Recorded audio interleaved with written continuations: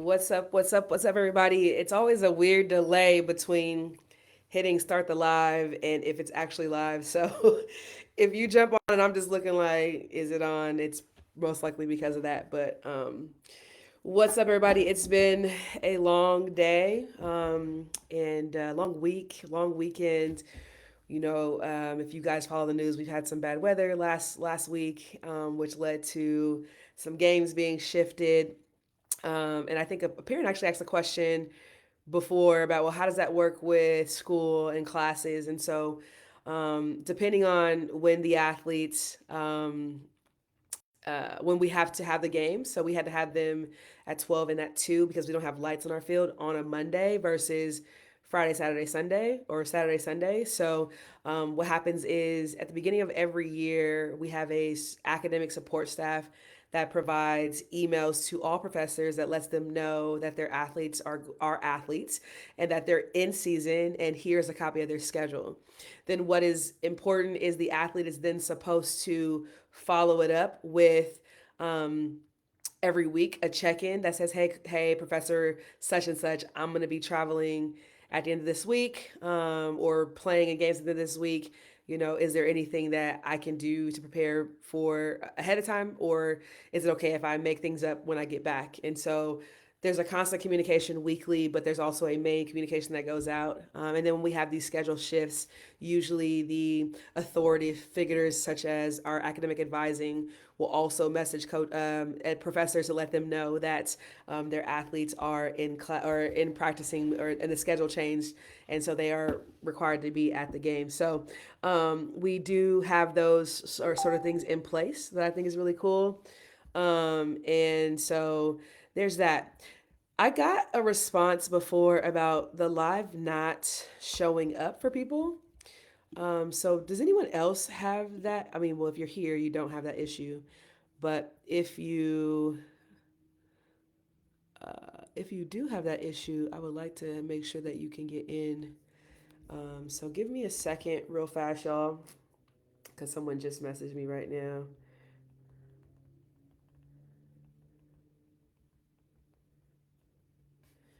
about not being able to get in. So I want to make sure that I'm putting it in the right spot. But if you are having issues or had issues before, any advice on how you got on? Okay, cool. She figured it out. Okay, cool. So, yeah, I have a couple questions today, and I wanted to make sure that I address them as we move forward. And I just want to kind of say one thing before I go too much further. Um, I know that this information is very helpful. Well, I hope it's very helpful and beneficial, especially to those parents who are looking for their athletes to be recruited. And I just like have it heavy on my heart to say that, um, remember in this process that your athlete is not only finding a school, they're not only finding a program that they can play for, but they're also finding a support system, a support system away from home. Um, that we hope that the goal is that they've built a relationship with those particular coaches, that if they ever need anything, if something ever comes up, that they recognize that they can count on those people. And so, like, as much as I enjoy being a coach, like, to me, I enjoy developing human beings more. And I think our coaching staff is all about that as well. And I just have it on my heart to say, like, there are some coaches out there that don't care or don't have the time to care, don't have the capacity to care, don't know how to care or fight for your daughters. And in certain situations where they might really need support, I just want to encourage you to really do your due diligence as a parent, but also as your daughter, to find the right fit of people that they know that they can count on. So I just kind of wanted to throw that out there before we get going, before I answer any other questions. So let's jump right into these questions so I can let y'all get out of here at a decent time. So let's go with a question that I have. And the first question is, which player profile accounts do you recommend? The pros and the cons to the whole tech social media world, not to mention just dealing with social media as a female athlete in general? And I think that's a very, very good question. And it's deep and it's layered, and I love it because you know me. I don't know if you know me, but I am a critical, analytical thinker. So when you make me go to all these different points, it really helps the live. But I'll say this first. There is a fine line, and depending on where you want to play and what level you want to play at, I would say the coaches, as we all know, there is a lot of that goes into being a coach, a lot of time that's committed to a lot of things for coaching, especially in our season. It's a really challenging time to really dedicate to trying to get to those athletes who are emailing us on a constant basis.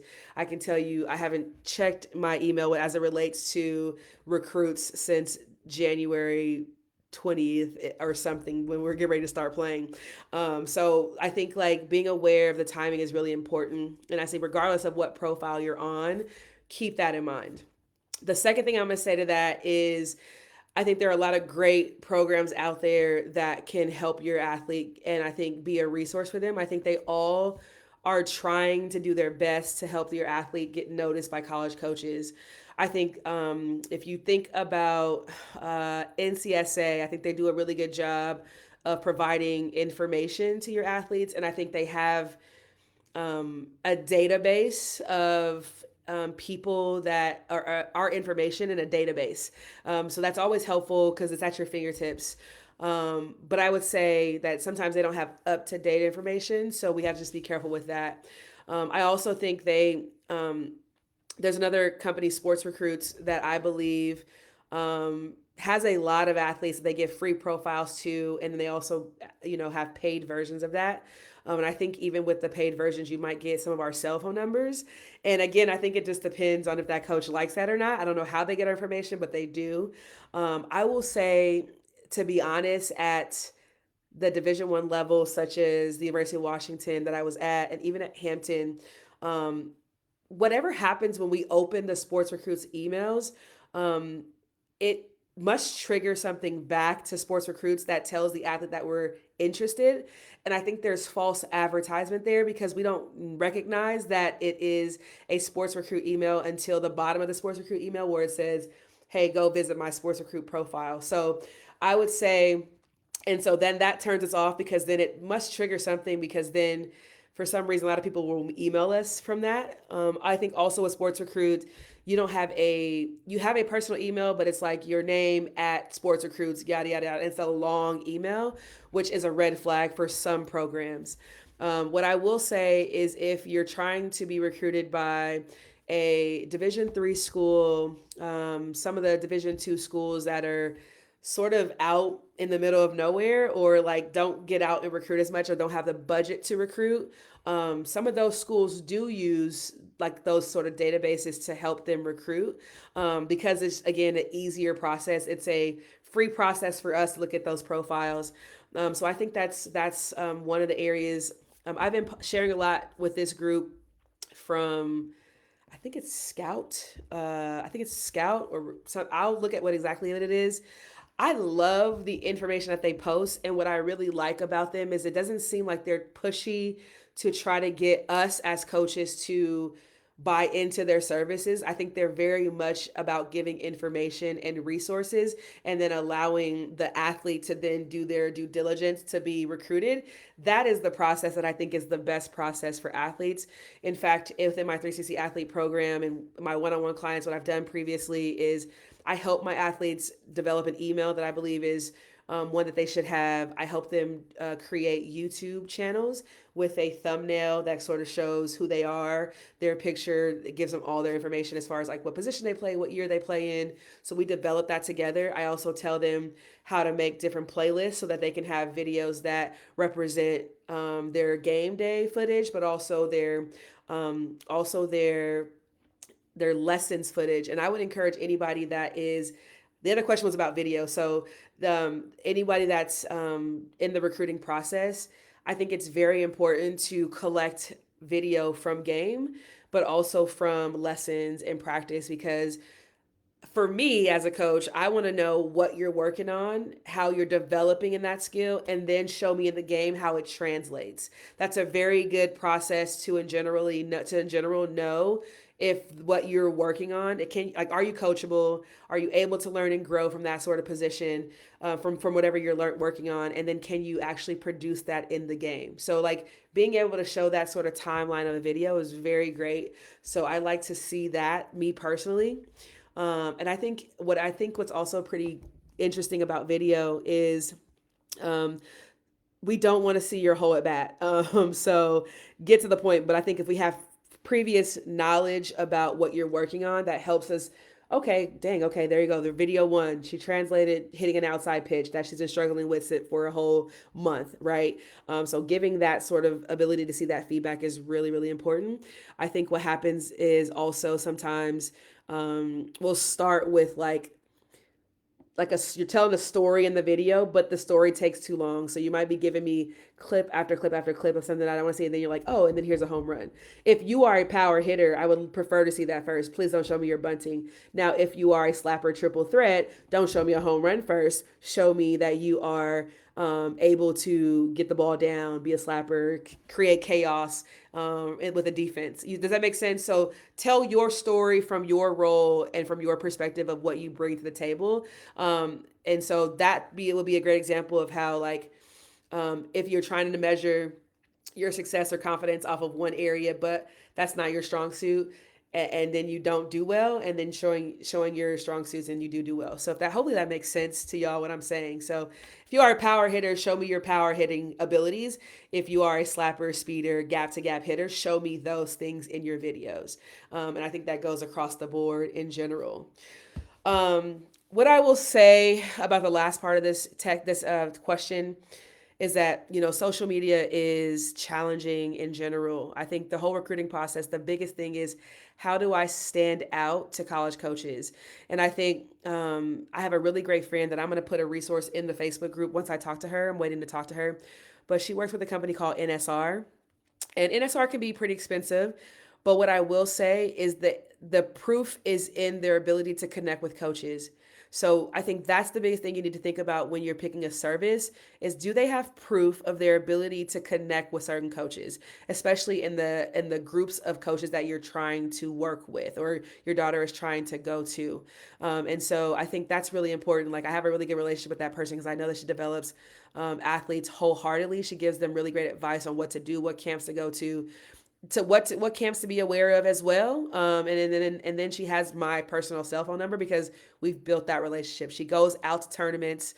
She helps, capture video. She tells you what videos to post, what videos to use, and they have a platform, but they also encourage the athlete to specifically email us from their personal emails as well, and text us from their personal phone numbers. So I think that the NSR, if I have to be honest, is probably one of the best, programs that I've seen do it the best ways. And I think she's very active on her own personal page to ensure that athletes are getting the reps or the success or the connection points that matter the most. So, whenever I get in contact with her, I will put her information into, the group because I think she's a really great resource either way.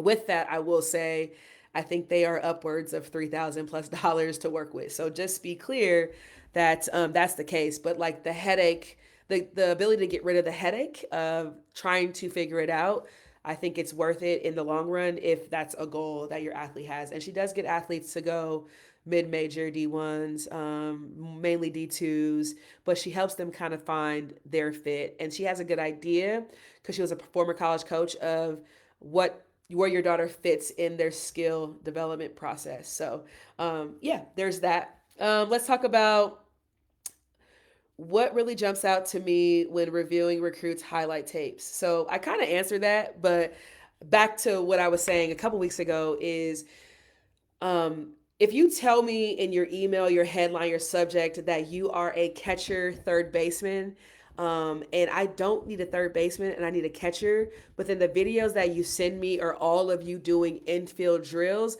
that is a turnoff because I opened your email because you told me you were a catcher first.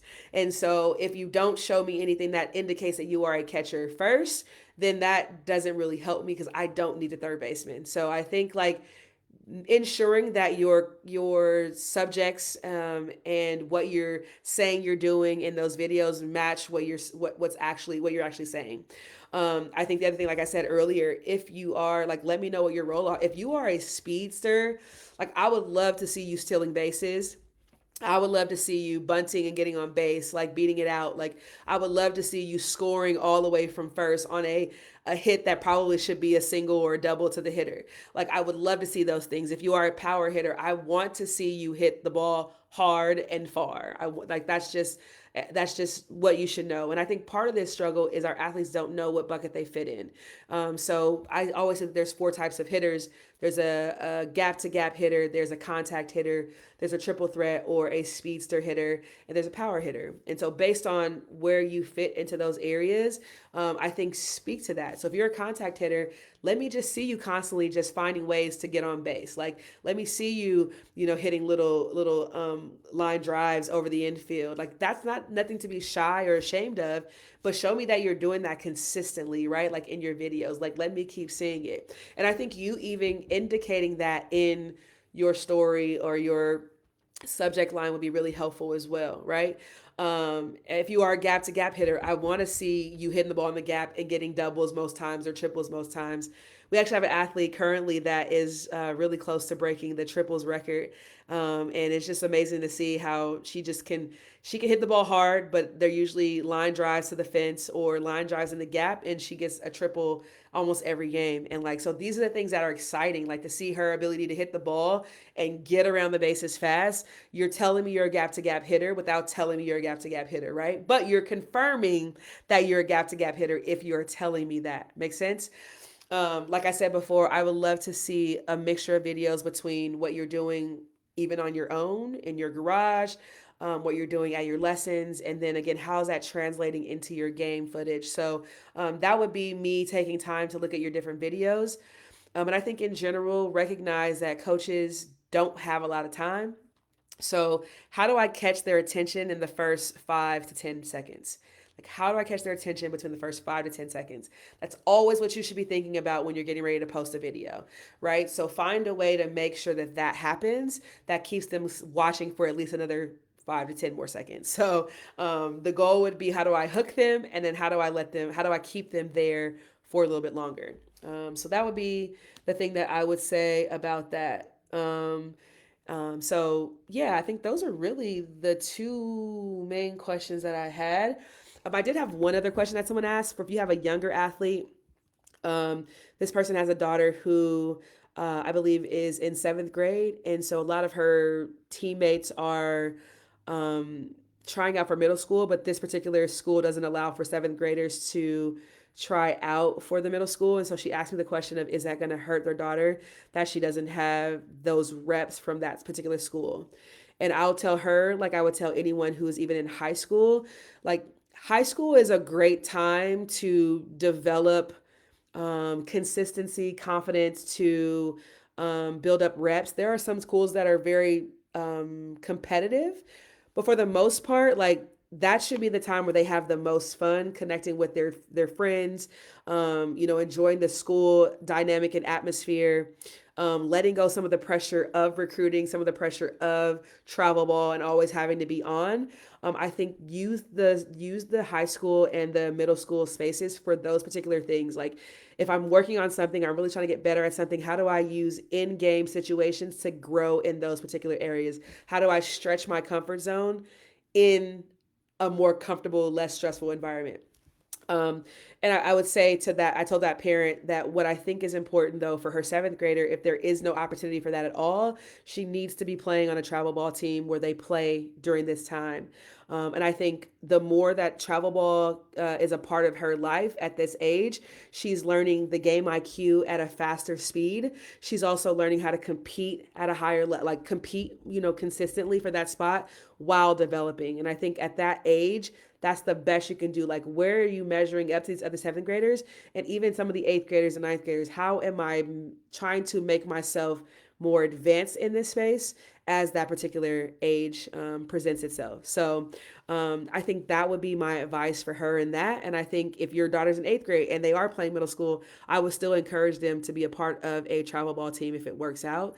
That's a really crucial age. I say I coached a 14U team a year ago in Washington, and our team was pretty competitive, but for us, it was all about getting on radars and getting out to these tournaments where these athletes are. Some of them are playing a little bit of high school and still play travel ball, and so you're getting to see like that overly dedicated athlete also in spaces where the weather is always great and they can play year round. How do we kind of measure up to those types of athletes? And so putting yourself in those environments more times than not is really great. That would be my advice on that. So are there any other questions? Feel free to drop them in the comments for me real fast before I roll out of here today. I appreciate you guys jumping on and being a part of this. Every week I have a consistent, 8 to 10 people, which is awesome. So I really thank you guys for all that you do and how you show up and all the questions that you have. So any other questions that I can tackle for y'all before we get out of here? Thank you, Coach Ashley. This feedback's so helpful for us. You appreciate. Oh, you're welcome. No doubt. Thanks for jumping on. Yep, you got it. You got it. Awesome. Well, we'll see you all again next Tuesday. As always, please send me your questions if you have them. Again, no question is silly, no question is dumb. I'll give you my best, what I think, and we'll go from there. So have a great night, everybody, and we will talk to you soon. Bye.